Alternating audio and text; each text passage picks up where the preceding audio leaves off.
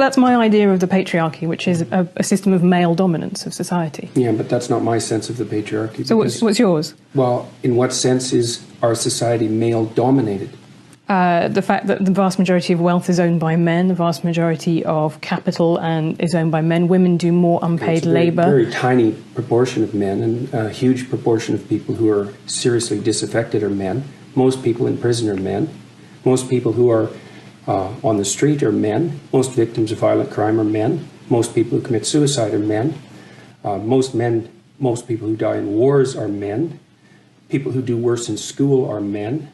It's like, where's the dominance here precisely? What you're doing is you're taking a tiny substrata of hyper-successful men and using that to represent the entire structure of Western society. There's nothing about that that's vaguely appropriate. But I could say equally well that most rape victims are women. You know, terrible things happen to people of both sexes. And you could say that with perfect utility, but that doesn't provide any evidence for the existence of a male-dominated patriarchy. Well, it just means that terrible things happen to both genders, which they certainly do. But there are almost no women who rape men, for example. So that is an asymmetry there in sexual violence. Well, yes, there's an asymmetry in all sorts of places, but that doesn't mean that Western culture is a male-dominated patriarchy. The fact that there are asymmetries has nothing to do with your basic argument.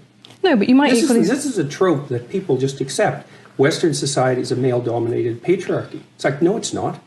That's not true.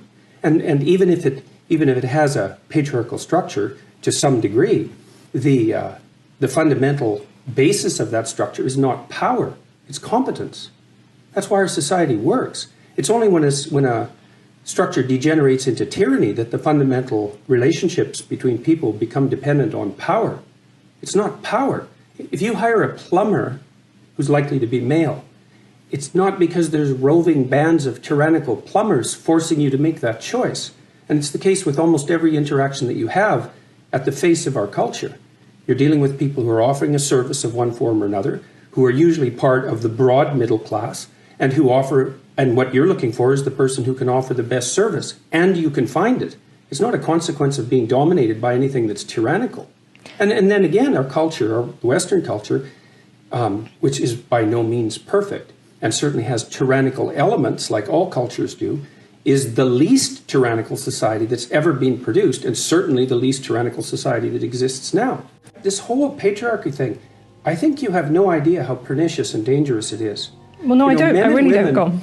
Throughout history have fundamentally cooperated to push back against the absolute catastrophe of existence, a terrible death rate, the probability of chronic starvation, early death, disease, the difficulty of raising children with all the death that was associated with that, and to look backwards in time and say, well, basically what happened was men took the upper hand and persecuted women in this tyrannical patriarchy. It's absolutely dreadful misreading of history. It's a terrible thing to teach young women, and it's a horrible thing to inflict upon men.